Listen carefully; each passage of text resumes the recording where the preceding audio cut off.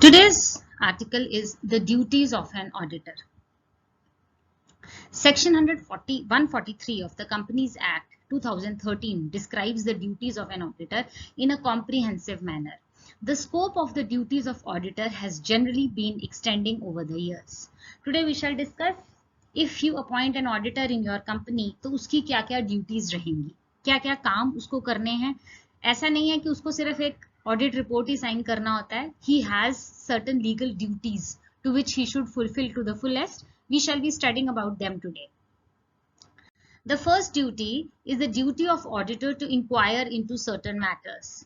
Audit report sign करने से पहले उसको आंख खोलकर सब कुछ मॉनिटर करना है और कुछ एक मैटर्स को डीपली स्टडी करना है. वो क्या मैटर्स हैं, किन में उसकी इंक्वायरी इंपॉर्टेंट है. The first one is whether the loans and advances made by the company have been properly secured. Listen carefully. जैसे मान लीजिए एक बैंक किसी को लोन देता है तो लोन के टाइम पर वो सिक्योरिटी चेक करता है. अगर वो 1 लाख रुपीस का लोन दे रहा है तो वो चेक करता है कि if the person gets default in repaying the loan तो क्या उसके पास 1 लाख की कोई और प्रॉपर्टी है जिससे वो अपना लोन पूरा कर सकेगा. तो इसी तरह से जब हमारी कंपनी किसी को लोन्स एंड एडवांसेस देती है तो ऑडिटर की ये ड्यूटी रहती है कि वो ये चेक करे कि उस क्लाइंट के पास क्या प्रॉपर सिक्योरिटी थी to the amount of the loan being extended. बिना सिक्योरिटी के तो नहीं दे दिया लोन. बिना सिक्योरिटी के लोन देना गलत बात है. So the auditor has to check कि जो भी लोन्स और एडवांसेस कंपनी में दिए हैं they should be backed by proper security. Mortgage किया है उसी वैल्यू का कि नहीं किया, ये उसने चेक करना है. Further, the terms on which they have been advanced are prejudicial to the interest of the company. ऐसा तो नहीं है कि जो टर्म्स एंड कंडीशंस, जो rate of interest of repayment वगैरह चीजें हैं, क्या वो कंपनी के प्रीजुडिशियल मींस हार्मफुल, क्या वो कंपनी के लिए हार्मफुल तो नहीं है. अगर मार्केट में 10% रेट ऑफ इंटरेस्ट चल रहा है तो क्या कंपनी ने 5 पे तो नहीं दे दिया तो क्यों दे दिया.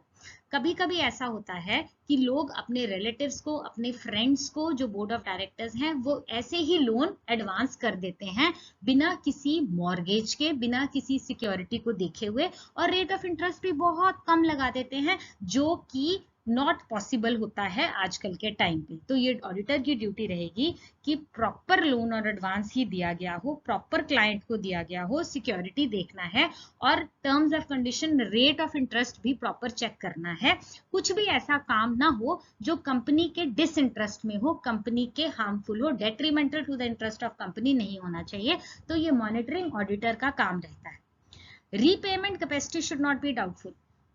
जब हम किसी बैंक से लोन लेने जाते हैं और हम कहते हैं कि हम एक नया वेंचर शुरू कर रहे हैं तो डेफिनेटली वो जो बैंक है वो हमारा देखता है कि जो आपका नया वेंचर है क्या वो प्रोस्पेक्टिव बिजनेस है, क्या वो फ्लरिशिंग बिजनेस हो पाएगा. अगर हो पाएगा तभी हमें लोन सैंक्शन किया जाता है.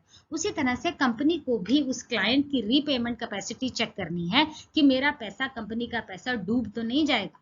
बैक्ड बाय एडिक्वेट सिक्योरिटी, जैसा कि अभी हमने बताया, प्रॉपर मॉर्गेज होना चाहिए, उसके लैंड के पेपर्स कंपनी के पास होने चाहिए. इन चीजों को देखते ही कंपनी को लोन देना है और इस चीज को मॉनिटर करने की ड्यूटी ऑडिटर की रहेगी. Next point states that whether the transaction of the company which are represented merely by book entries are prejudicial to the interest of the company. For example, depreciation, it is not a transaction but it is a book entry. देखिए हमारे financial accounts में कोई transactions नहीं होती हैं, सिर्फ book entry होती है. जैसे कि डेप्रिसिएशन की एंट्री पास करते टाइम ना तो हम किसी को कुछ देते हैं ना ही हम किसी से कुछ लेते हैं. It means it is not a transaction. बस हमने अपनी किताबों में खर्चा दिखाया गया है ताकि जब वो प्लांट और मशीनरी ऑब्सोल्यूट हो जाएगा तो हमारे पास उसका रिजर्व रहे नई खरीदने के लिए, एकदम पैसे की दिक्कत ना आए. इसलिए हम हर साल थोड़ा थोड़ा खर्चा जो है डेप्रिसिएशन के नाम का दिखाते हैं. तो ऑडिटर की इस कॉन्टेक्स्ट में ड्यूटी रहती है कि ये वाली जो बुक एंट्रीज हैं, जो ट्रांजैक्शंस नहीं है लेकिन खर्चे दिखाए जाते हैं, क्या वो सही हैं, क्या वो कंपनी के इंटरेस्ट में प्रॉपर है, हार्मफुल, प्रीजुडिशियल तो नहीं है ना कंपनी के इंटरेस्ट में. ऐसा तो ना हो ना कि बोर्ड ऑफ डायरेक्टर्स बिना मतलब के ही खर्चा दिखाई जाए. ताकि प्रॉफिट कम दिखे। जो प्रॉफिट कम दिखेगा तो शेयर होल्डर्स को भी प्रॉफिट कम जाएगा। उनकी ये मंशा तो नहीं है। Are they trying to mislead the share holders by showing unnecessarily highly mounted expenses? ज्यादा खर्चा दिखाएंगे तो प्रॉफिट कम हो जाएगा। इस तरह से डेप्रिसिएशन पूरी दिखाई गई है ना, जितनी जरूरी है। ऐसा ना हो वो एग्जॉर्बिटेंट रेट ऑफ डेप्रिसिएशन ही दिखाई जाए और खर्चे को बढ़ाते ही जाएं।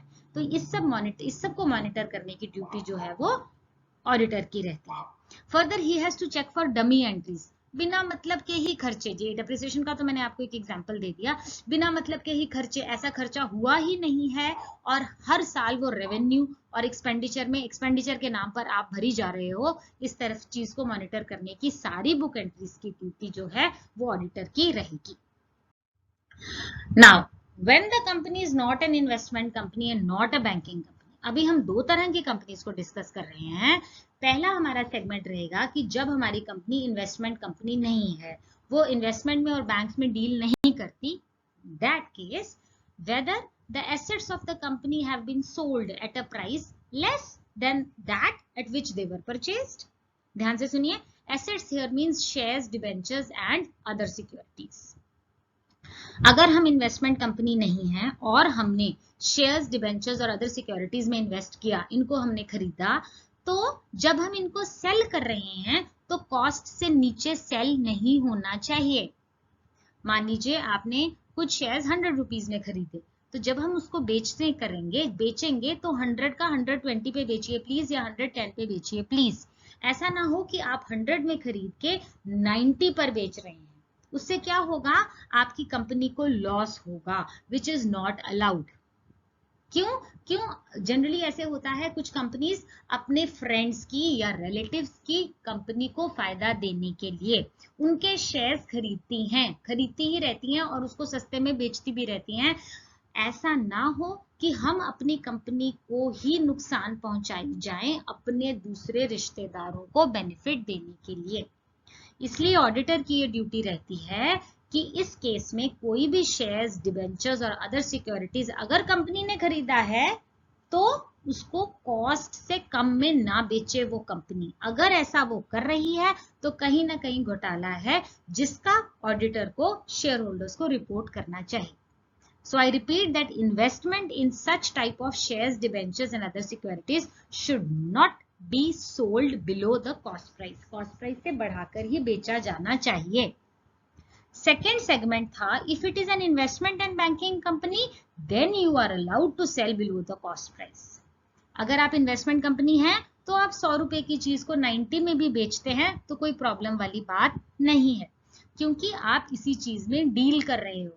अगर मैं बेडशीट्स में डील कर रही हूँ तो बेडशीट्स मेरे लिए गुड्स है, और अगर मैं शेयर्स, डिबेंचर्स में डील कर रही हूँ तो ये मेरे लिए गुड्स है। तो इन्वेस्टमेंट और बैंकिंग कंपनी तो शेयर्स, डिबेंचर्स को अपने हिसाब से ज्यादा कम पे बेच सकती है, लेकिन जो नॉन इन्वेस्टमेंट कंपनी है, ऑडिटर को ये स्क्रूटिनाइज करना है कि वो ये वाले एसेट्स को कॉस्ट से कम में ना बेचे। Right, is it clear? Next, whether the personal expenses have been charged to revenue account. Generally कभी कभी ऐसे होता है कि डायरेक्टर्स अपने घर के लिए कोई चीज लेते हैं, अपने पर्सनल यूज के लिए कोई चीज लेते हैं और उसका सारा खर्चा कंपनी के नाम पर डाल देते हैं। तो ऑडिटर की ये ड्यूटी रहेगी कि जो घर के खर्चे के लिए और डायरेक्टर ने पर्सनल एक्सपेंसेस के लिए जो कुछ भी खरीदा है वो कंपनी के अकाउंट्स में ना जाए। जैसे कि कोई डायरेक्टर अपने घर के लिए होम स्टूडियो खरीद रहा है, टीवी खरीद रहा है, गाड़ी खरीद रहा है, तो प्लीज उसको कंपनी के खर्चे में ना डाला जाए। This is the duty of the auditor. This thing ensures that the money of the share holders is not wasted, क्योंकि कंपनी में शेयर होल्डर्स का पैसा लगा है तो इतना रूथलेसली आप अपने लिए खर्च कर नहीं कर सकते हो। आपको कंपनी के खर्चे के लिए किया गया खर्चा ही कंपनी के फाइनेंशियल अकाउंट्स में दिखाना है, पर्सनल एक्सपेंसेस को ना दिखाया जाए। ये ड्यूटी रहती है ऑडिटर की। If the shares have been allotted for cash, whether the cash has been actually received in respect of such allotment. Auditor का ये काम रहेगा कि जब कंपनी शेयर्स इशू करती है तो उसके बदले में कैश आया है ना, ऐसा तो नहीं है कि बिना कैश रिसीव किए ही वो कंपनी शेयर्स इशू करी जा रही है और अपने रिश्तेदारों को, अपने फ्रेंड्स को यूं ही फालतू में दे जा रही है। अगर शेयर्स इशू हुए हैं तो कैश आना चाहिए, ये ड्यूटी ऑडिटर की रहेगी। If no cash has been received, then whether the position as stated in the account books and balance sheet is correct, regular and not misleading। माने अगर बिना कैश के शेयर्स इशू किए गए हैं इन काइंड में, तो क्या जो अकाउंट बुक्स बता रहे हैं क्या वो करेक्ट है, क्या उसका कंसिडरेशन शो किया गया है, कुछ इरेगुलरिटी, मिसलीडिंग बात तो नहीं है, ये ऑडिटर ने मॉनिटर करना है। Auditor should make a report to the members in case he finds answers to the above reverse। अभी ये जो हमने ई पॉइंट्स डिस्कस किए हैं, इसमें से कुछ भी घपला घोटाला अगर ऑडिटर को दिखता है तो उसको शेयर होल्डर्स को या मेंबर्स को रिपोर्ट करना है। Next duty is duty to sign the audit report, section 145। Auditor को ऑडिट रिपोर्ट तो साइन करनी ही है। He has to sign the auditor's report or sign or verify, certify any other document of the company in accordance with the provisions of section 141 subsection 2। इसके under रहकर सारी चीजों को मॉनिटर कर कर, रूल्स एंड रेगुलेशंस को ओबे कर कर, इंडियन अकाउंटिंग स्टैंडर्ड्स को फॉलो कर कर, सब देखकर ऑडिटर को ऑडिट रिपोर्ट साइन करनी है।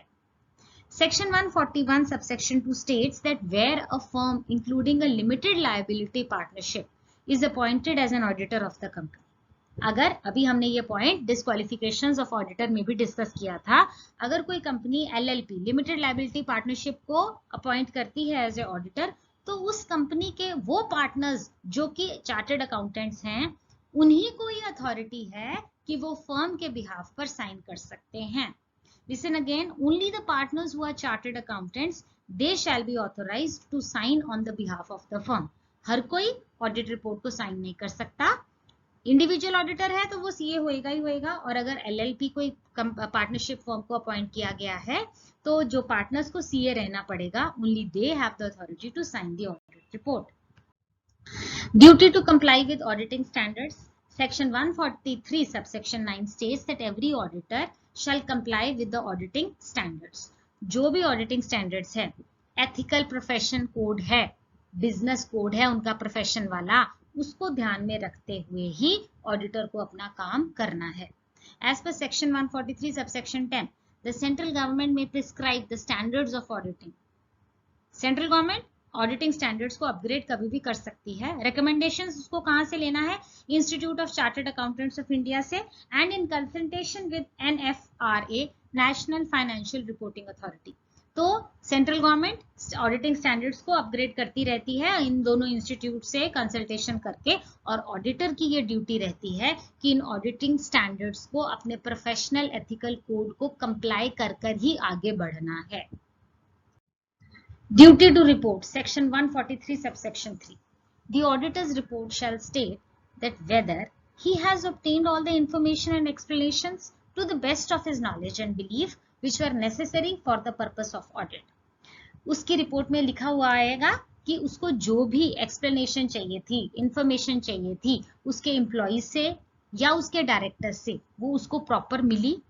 ऑडिट के पर्पस के लिए कोई भी इंफॉर्मेशन चाहिए तो उसका राइट है कि वो ले सकता है इंफॉर्मेशन, और उसको अपनी रिपोर्ट में ये ड्यूटी रहती है कि लिखे कि हाँ जी, मुझे सारी इंफॉर्मेशन और एक्सप्लेनेशन मिली थी और मुझसे कुछ भी छुपाया नहीं गया। Whether the company maintain proper books of account as required by law, उसको रिपोर्ट में लिखना पड़ेगा कि हाँ जी, जैसा भी लॉ चाहता है हमारी फाइनेंशियल स्टेटमेंट्स, हमारी बैलेंस शीट उसके अकॉर्डेंस में ही बनी है। Whether the company's balance sheet and profit and loss account are dealt with are in agreement with the books of account, books of account के हिसाब से ही सारी बैलेंस शीट दिखाई गई है, उसकी ड्यूटी है कि वो ये सारा कुछ चेक करे और इसके बारे में रिपोर्ट करे। Whether the financial statements comply with the standards on accounting and financial reporting, जो भी ये स्टैंडर्ड्स बनाए गए हैं अकाउंटिंग और फाइनेंशियल रिपोर्टिंग के, उसको मद्देनजर रखते हुए, उसको ध्यान में रखते हुए ही सारी फाइनेंशियल स्टेटमेंट्स बनी हैं और ऑडिटर ने खुद उनको वेरीफाई किया है। Last point, whether any director is disqualified from being appointed as a director under section 164 subsection 2, auditor की ड्यूटी रहती है कि जितने भी डायरेक्टर्स हैं वो सारे क्वालिफाइड होने चाहिए। जो भी इस सबसेक्शन में लिखा हुआ है कि कोई डायरेक्टर डिसक्वालिफाइड है तो उसको अपॉइंट नहीं हो सकता। इस बारे में डिसक्वालिफाइड डायरेक्टर को भी चला रहे हो तो ये कौन देखेगा? ये ऑडिटर देखेगा कि सारे डायरेक्टर्स प्रॉपर हैं, कुछ घपला नहीं होना चाहिए। सो इन सब पॉइंट्स के बारे में ऑडिटर ही रिपोर्ट करता है, उसकी ड्यूटी है। Duty to report fraud. देखिए कभी क्या होता है, कुछ डायरेक्टर्स अपनी कंपनी में जानबूझ के फ्रॉड करते हैं, अपना कंपनी का पैसा अपने घर ले जाते हैं, they use it for their personal benefits and they create a fraud in the companies accounts section.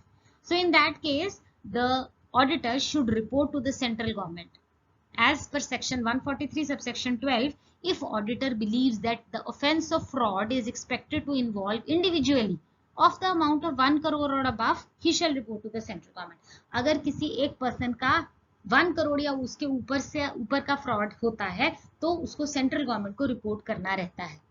Report to the audit committee और board in case of fraud involving lesser than 1 crore, अगर 1 करोड़ से कम का फ्रॉड है then auditor shall report the matter to the audit committee constituted under section 177 177 और to the board. 1 crore से ऊपर है तो भैया सेंट्रल गवर्नमेंट को रिपोर्ट कीजिए, उससे कम है तो ऑडिट कमेटी या बोर्ड को रिपोर्ट कीजिए कि इस तरह का फ्रॉड हुआ है। 6th point, duty to report any other matter specified by the central government. Central government day to day की बेसिस पे कुछ भी अपग्रेड कर सकती है। NFRA national financial reporting authority की कंसल्टेशन में सेंट्रल गवर्नमेंट कुछ भी ऑर्डर निकाल सकती है कि इस स्टेटमेंट को या इस मैटर को इस तरह से कोई भी केस आता है तो आप प्लीज हमें रिपोर्ट कीजिए, तो वो भी ऑडिटर की ड्यूटी रहेगी कि आप उस मैटर को सेंट्रल गवर्नमेंट तक पहुंचाएं। Last point here comes duty to state the reason for negative report. As per section 143 subsection 4, where any matters to be included in the audit report is answered in negative, then the report shall state the reason therefor. अगर auditor को ये लगता है कि मुझसे ये information छुपाई गई या मुझे ये बात नहीं बताई गई या इस मैटर को मैं खोल के नहीं देख पाया, they try to hide something, तो उसको ये बताना है क्यों मैं अगर ये नेगेटिव रिपोर्ट दे रही हूं तो उसका रीजन भी मुझे शो करना है, ये हमारी ऑडिटर की ड्यूटी रहेगी। So we come to the end of the article, the duties of the auditor. Thanks for watching. Please like and subscribe to my channel. Let me know if you have any suggestions, any comments. Thank you. Stay safe, stay blessed.